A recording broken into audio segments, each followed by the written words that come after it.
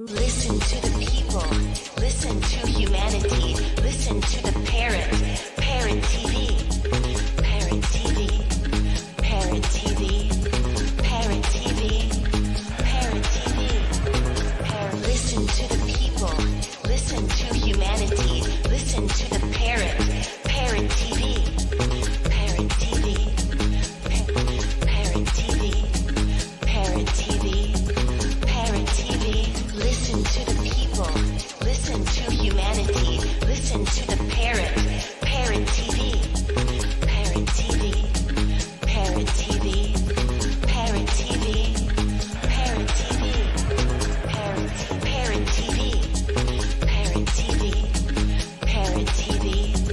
Parrot TV. Parrot TV. The Literary Corner, brought to you by New York Parrot TV, the voice for humanity.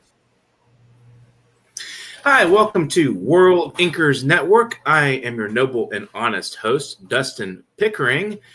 Today we have a guest, Dr. Randy Overbeck. He is an award-winning educator, author, speaker, and podcaster. As an educator, he served children for more than 3 decades, and his mind that experience to create captivating fiction, authoring 2 series, the best-selling series, The Haunted Shores Mysteries, and the award-winning series, Lessons in Peril. His novels have won national awards, including Mystery of the Year, Best Book Award, and the Gold Award from Literary Titan, and has amassed hundreds of 5-star reviews on Amazon and Goodreads. Dr. Overbeck also hosts the popular podcast, Great Stories About Great Storytellers, where he reveals the unusual and sometimes strange backstories of famous authors, directors, and poets. He is a speaker in considerable demand, sharing his popular presentations about ghosts, writing, and book publishing with hundreds of audiences all over the world. As a member of the Mystery Writers of America, Dr. Overbeck is an active member of the literary community, contributing to writers' critique groups, serving as a mentor to emerging writers, and participating in writing conferences such as Killer Nashville and the Thriller Fest. When he's not researching, writing, or speaking or podcasting, Randy enjoys traveling with his wife, Kathy, and visiting both his far-flung family and scenic locations, often in search of inspiration for his next great story.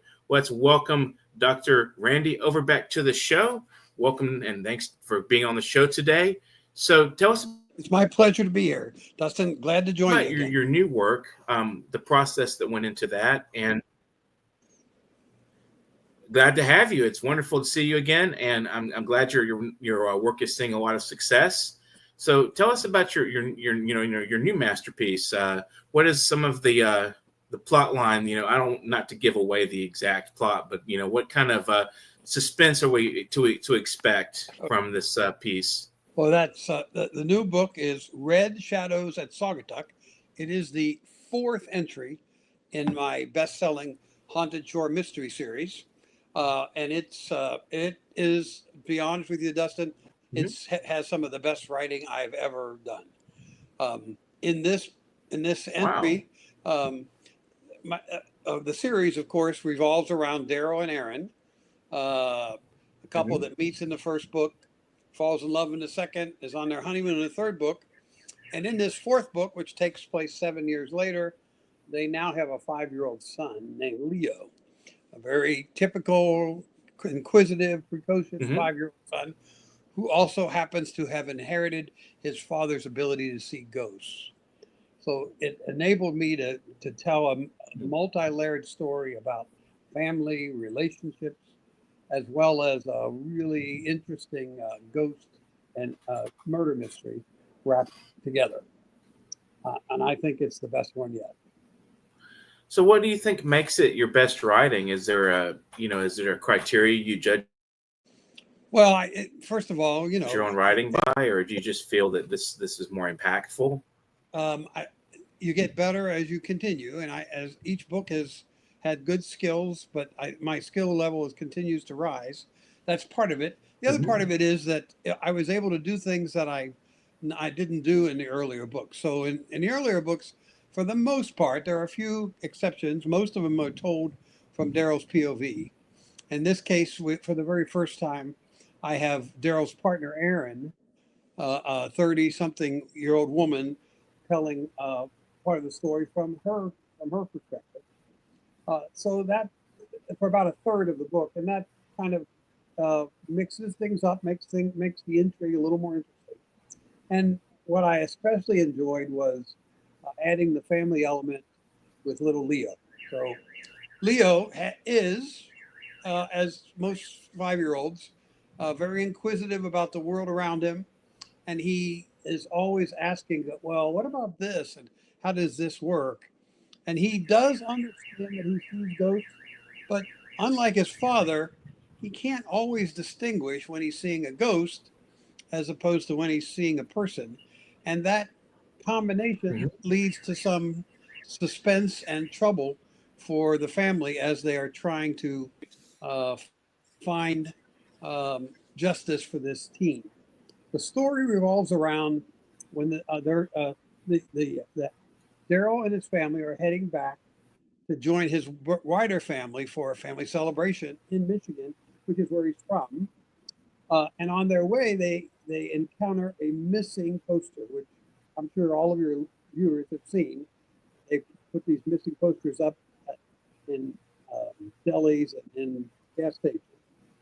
And Leo, who is just barely learning to read, is able to read a little bit of the poster, the missing part, and he gets his dad to help him read the rest. And it turns out it's a missing about a native teen that has gone missing in the area. So young boy, Leo, is very excited about trying to help find this girl who's missing. Dad, we got to help her. And the whole story unravels from there. So it's a really, I think the other reviewers have said it is the best I've ever written. So I think I'm not alone in my own perception, and I think readers will see it the same way. It's only been out about 2 weeks, so it's very new. Oh, wow. So it's fresh. Very fresh. So what defines your style as opposed to other mystery writers?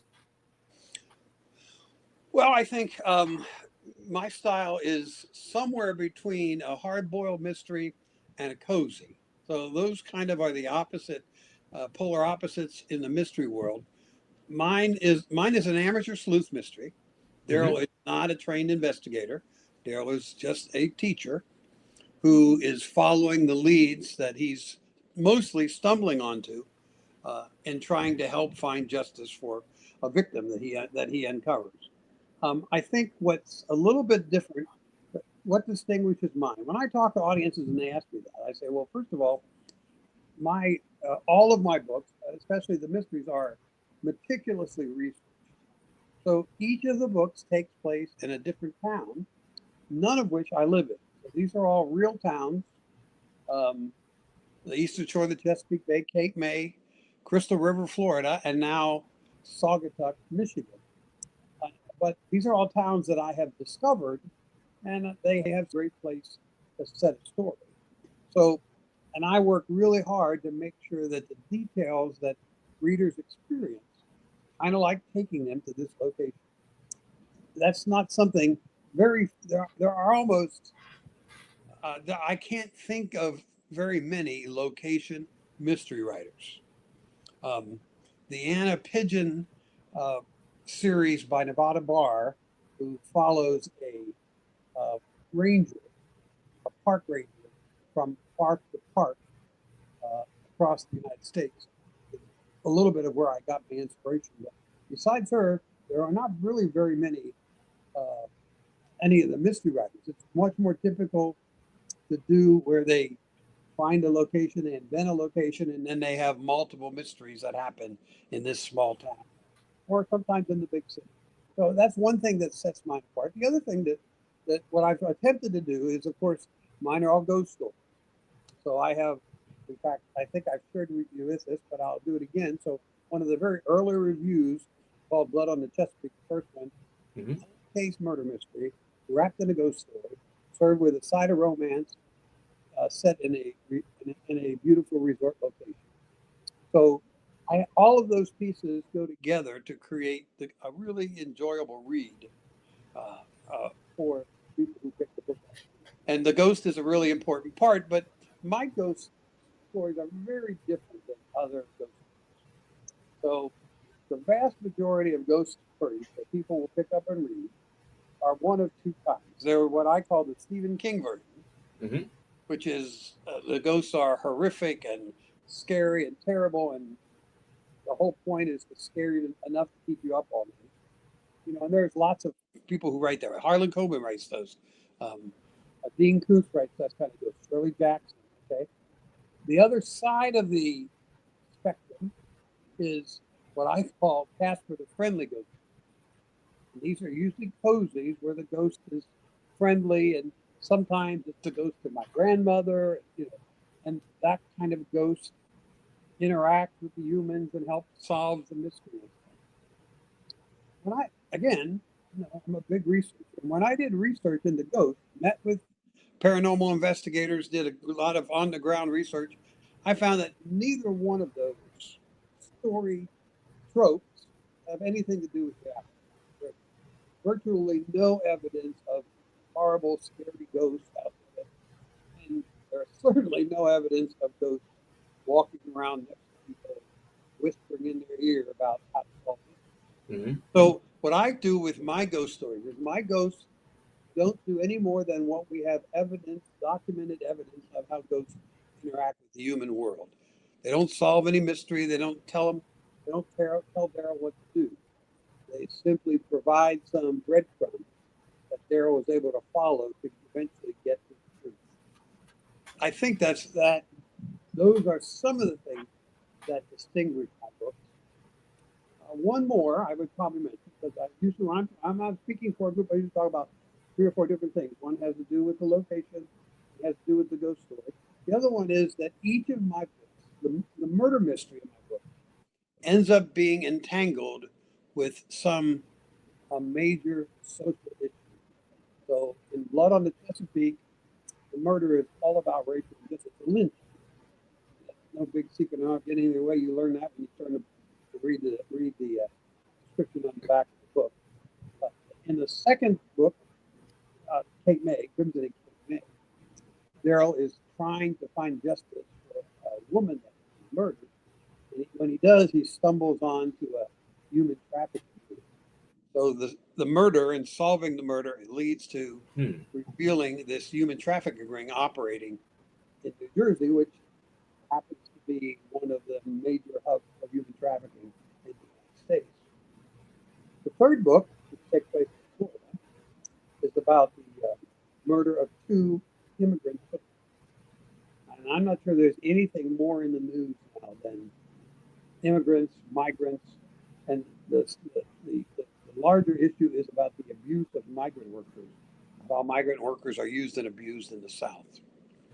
This last one set in Michigan, is something altogether. The murder mystery here ends up being intricately tied to MMIW. That stands for Missing and Murdered Indigenous Women.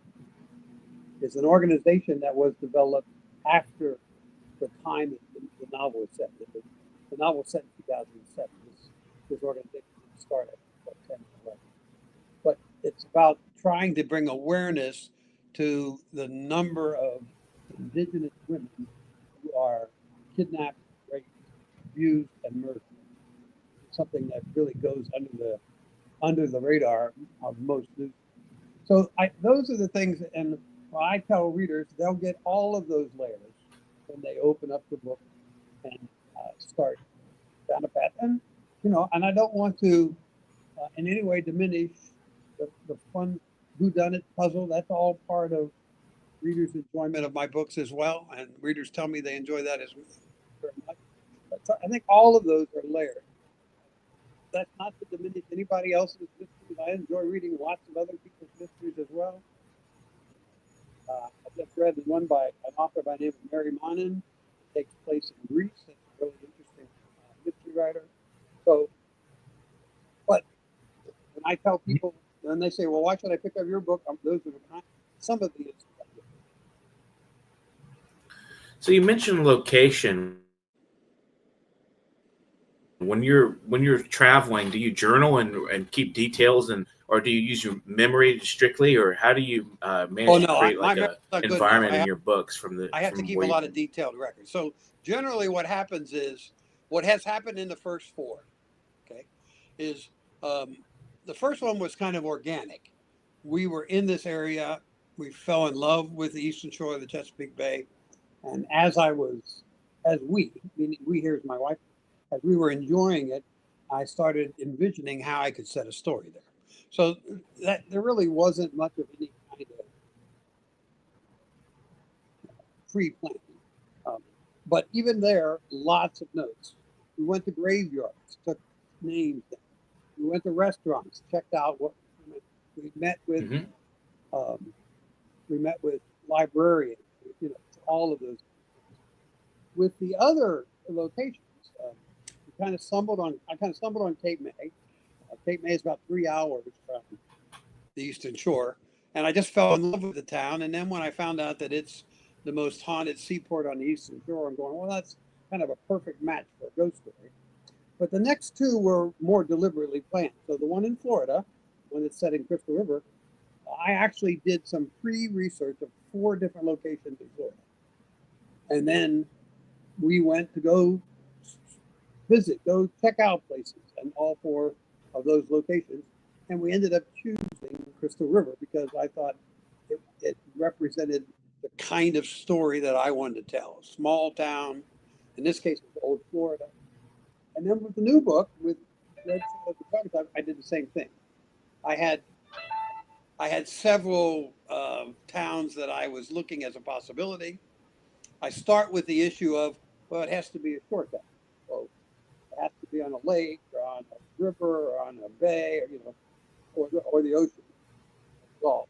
So I started with that, and then I go from there to look at the history of the town, what do they have to offer, and then, like in the case of Saugatuck, it took us 3 different visits over different times to go to tell enough details to make it feel realistic.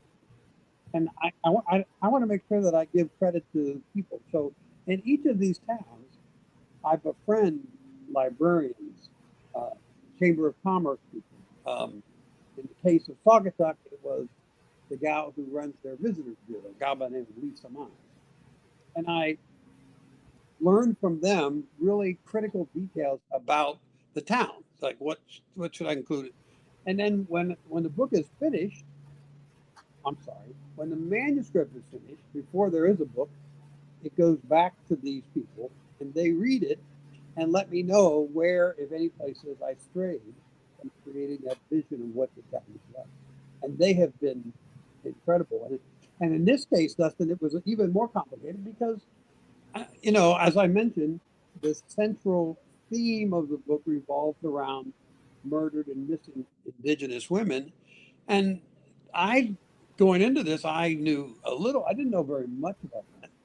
So what I did was I set a meeting with the elders of the tribe that I used in the story. The tribe is called the Gun Lake. They're, I'll come up with a minute of which Indian tribe they're with, but the Anglicization is the Gun Lake tribe. If people know about them, they know about them because there's a Gun Lake casino that didn't exist at the time of the story. It went up in 11 or 12, I think. But I sat down with them to borrow their knowledge. And then again, when the manuscript was finished, I sent them any of the relevant pieces for them to look over to make sure that I had used the right terminology, to make sure that I was sensitive to cultural norms, to make sure that I had represented the issue in a fair and honest way. And their feedback was invaluable to make sure that I had my that my research had yielded the details I wanted that made it accurate. So all of that is part of my process. It is not how I write the story, but all of that I have to do almost before I put the first pen. So how many revisions and edits do you go through? I mean, per manuscript roughly? Is it like very tedious process, or is it something that I think it's you find joy personally, in? I wouldn't call it tedious. For me, it's not tedious for me. It's more organic, but it is daunting. Um, I have a blog post that I created called 14 First Chapters. I don't think I shared this story with you when we talked earlier, but this is actually a true story. Blood on the Chesapeake. Now remember, this is the first book I've done. When I was working on Blood on the Chesapeake, I actually ended up with 14 different first chapters before I settled on the right first chapter. In some cases, the chapter I had as first started never got used. In other cases, it was moved to someplace later in the novel. Now, my ability to be able to write has improved. I haven't needed to do 14 revisions as I go on. But every chapter is revised multiple times. How many? 4, 5, 6. They're revised multiple times by me. Mm-hmm. I have a writers group that I work with. They see the chapters and give me feedback. I have a beta readers group who reads the book and provides feedback back to me. All of those. And then, of course, like I said, Lisa Mize and the elders, Frank and Bud, they gave me feedback, and revisions followed from there. Revisions don't bother me. Editing doesn't bother me. I know there are lots of authors that's like a bad word for me. But I actually, what I see is as I work on a revision of a chapter. Okay? So I'm working on a new book. I've actually spent this morning revising this chapter. What I see is the chapter becoming better, tighter, stronger, more powerful with each revision. And that empowers me. That helps me get on to the next step. Okay, I can do that. Let's do the next. So when do you decide when you're actually completed? Like, let's just say a paragraph, for instance. When do you realize, like, this is where I want it to be? Again, that's a decision that's largely organic. The real problem is, I don't know if any authors have shared this with you. The real problem is you could revise forever. I see things that I published that I could pick up a chapter here in Red Shadows at Saugatuck and look at this paragraph and go, I could have tightened that up a little bit. And I could have taken out 2 more words out of there. So what the question you're asking is a very legit question. I generally kind of know when it's at the point that it's about as good as I could possibly get. Mm-hmm. My rule is I don't want to send anything out that isn't my very best work. I shared with you that I think this is the best, at least as some of the best writing I've ever done. But when I wrote this, Blood on the Chesapeake, the first one in the series, so this one was 19. This one came out in 25. This was the very best I could do. I wasn't just throwing words on a page and getting it out there. That's why I took enough time to come up with 14 first chapters before I got to the chapter that I thought, that's it. That's the first chapter. But I didn't have that issue with the other books, because by the time I got it figured, by the time I hit the jackpot with what the first chapter was, I knew how to write the first chapter in every successive novel. I knew how to put the hooks in, the readers immediately pulled into the story. I knew how to drop it up breadcrumbs that's going to make them turn the page to the next one. I knew how to end that chapter so that nobody's going to bed without turning that page. I didn't know that when I first started. I know that. That does not mean that Red Shadows at Saugatuck, that I wrote the first chapter the first time I went through. That never happened. There is never a chapter that I wrote the first time. And that's it. I know there are a few famous authors who claim they can do that, and maybe they can't. I cannot. Wordsmithing does not flow that automatically for me that I can throw words on the page and go, that's it, I got it, I nailed it. Not usually.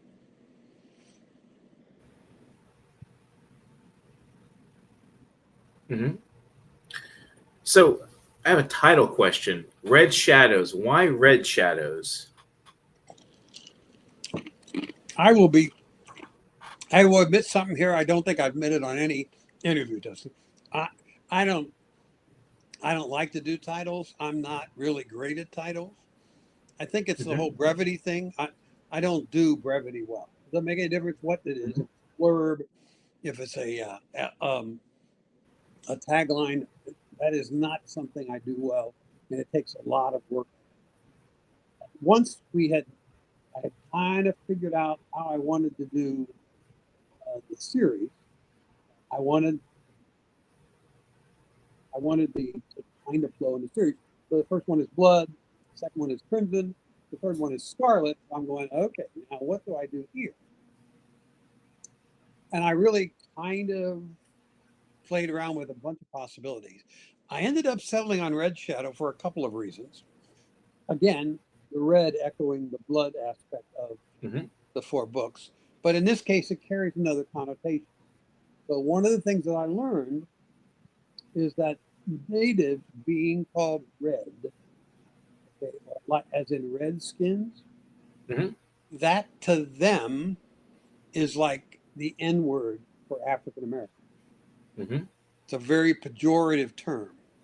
But most Americans, certainly white Americans, don't know that. I didn't know that. So I wanted to kind of touch on that by having red. I tried to figure out, well, how do I put something that kind of indicates about the ghost part, but doesn't really give it away? And what I ended up with was Red Shadow. Of course, it has to Hmm. be at Saugatuck. So that's kind of how I arrived at the title. To be honest, I'd be thrilled if I had somebody else that would come to me and go, "Oh, here's your title. There you go. Use that one." That I dance with joy because I spend hours trying to figure out. And I assume there will be a fifth entry. I'm not there yet. I'm actually working on two different literary pursuits, but I'm assuming, and I don't have the faintest idea how I'll come up with another red title. I don't know. There are other red names, you know. We looked at things like Rose. I'm trying to think what the other words we looked at. I don't know. But Red Shadows seems well, I don't have enough readers to say what they don't like. The critics, the early critics, really liked it. Hmm. So what is it that fascinates you about ghosts? Where did that that curiosity begin? That's you know, I didn't when I was first writing, or that's not fair. When I was first getting my ideas together for Blood on the Chesapeake, the first one, I didn't originally plan for it to be a ghost story. It didn't need to be a ghost story. There's a great story in itself about a lynching that occurred in a town some 30 years earlier, and he has to figure out. Um, what happened was when I was working on the basic outline of that story, the brainstorming that part, I was at a writing conference. The writing conference was in Indiana. It's called the Writing Workshop, and uh, this is a true story. If you've been to any of the conferences, you know you go in and you go, I want to go to this session, I want to go to this session, I want to go to this session. Well, I had a session picked, and the session was canceled. I think the person got sick. I don't remember. So they weren't there. So I'm going, I'm here. I don't want to waste my time, so I'll go to another session. And there is a session by a paranormal investigator. In fact, the group is in the presentation. It's called the Central Indiana Paranormal Society. And they gave the most intriguing presentation. I was kind of just going in there to kill time. Did I believe in ghosts for that? Yes, but not like, oh wow, okay. Their presentation was so compelling about how they discover ghosts, how they discover whether there's a ghost or not, what strategies they use, what techniques they use, what they had uncovered. And I went, wow, that would be a really interesting little wrinkle in the story. I didn't want to write a ghost story. I didn't want to write it that would be about ghosts. But I thought, well, if the ghost could be a minor part in the narrative, that would add one more layer to it. And as it turns out, I wasn't planning this. I didn't, it wasn't a marketing beautiful idea when I had it, but it turns out there's a whole slew of people who have bought my book, not because they're lifelong mystery fans, but because they're lifelong ghost fans. So I'm tapping into the mystery group, mystery audience, as well as the ghost audience, which from a marketing perspective is a good idea. And because I tell a ghost story different than what most people are used to, it kind of creates a little niche for me to fit my work in that's different. It won't be like reading something I already read before. Oh, okay. Right. So tell us a little bit about your podcast. You have a podcast that's been going around for some time now. What started that, and why did you decide to do this podcast? And what is it about? Well, I think podcast, if you do a podcast like you do here, basically your podcast is a work of love, because you don't really get much. I'm not selling books. I'm not, Right. So I'm doing it because I love it. And it was an idea. And I've scanned podcasts. I've listened to a bunch of podcasts. I'd never seen anything like this. And I thought, well, nobody else is doing this. So, and to be honest, it actually came out of my experience as a teacher. So when I was teaching high school English, junior and senior high school English, what I discovered was that what the teens loved most was these weird stories about the authors that they've been reading, but they didn't know anything about the background of the person, or like how they got to that Edgar Allan Poe died in a gutter, and all. So, and I thought, well, if teens would be interested in that, I thought others would be interested. So then I started doing research, and what I found is that it doesn't work for every author that I have, but for most of the authors, or directors, or poets, they all have something very unique or unusual or in their background that people don't generally know about. So I get on and talk about the things that they do know. Like Nora Roberts basically invented chick lit, So there are things that I talk about that they know about. And then at the end of the podcast, I hit them with a piece that they had no idea. So I try real hard to choose authors, true storytellers, whose names people will pretty much immediately recognize. I've done authors that are classical, like you studied in school. So like Ernest Hemingway. Right? I do poets. I do one poet a year. And the poets are ones that people really know, like Shel Silverstein, who is the most famous children's poet of the 20th century. I do one director a year as well. I choose directors that will immediately come to mind, like Alfred Hitchcock and Steven Spielberg. And for each of them, I do the same thing. Talk about their success, the awards they won, how they got to that particular point, and then at the end of the podcast, the podcast is really short. They're only 10, 11, 12 minutes long. So in the last minute or so, and I do the book, stuff people didn't. Like, this is what they didn't teach you about Ernest Hemingway, if you learned about it. I'm now in my fourth year. It's been very popular, been growing in popularity every year. it takes a lot of work. I mean, to Mm-hmm. research takes hours and hours of research, Mm-hmm. as you would probably know, to produce a 10-minute podcast, because I want to make sure I got the details that right and to have things lined up in a way that's intriguing, that's worth listening to.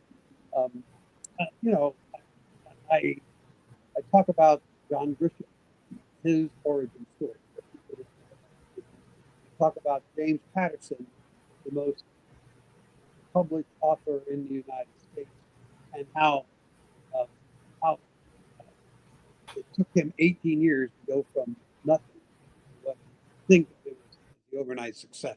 I talk about, let's give you another, uh, uh, Agatha Christie. Well, Agatha Christie, whom everybody knows, but one of the things they don't know about is that there is almost a murder mystery involving Agatha Christie in her life, that an actual murder that took place that affected her. So all of those kinds of things. And how long will I do this? I'm doing it every. If I have great names, and I try to spread out so there'll always be uh, women's literature. I understand they don't like women's stories. There's always science fiction, fantasy, somebody in that realm. There's always mystery. I try to have a thriller involved, a thriller author involved. There's always at least one classical writer in the month. The one in December usually has some kind of connection to Christmas. So those are the kinds of things, like the Dr. Zeus and the Grinch that stole Christmas. The story behind all that. I think listeners find it fun, quick, easy listen. They're surprised by what they didn't know about the famous famous murder mystery writer, who the reason she got started in writing murder mysteries was because she and her husband were going through a really nasty, horrible divorce, child custody battle, and she literally lay up at night figuring out ways to murder him and get away. And because she wasn't in time to actually commit murder, she ended up using what she had really seriously thought about doing him in to create a murder mystery that became A.S. Hmm. Sue Grafton. So those are the kind of things that when people tune in, they'll end up they'll hear new stuff. What I tell them is I tell them about famous people and I tell you what you don't.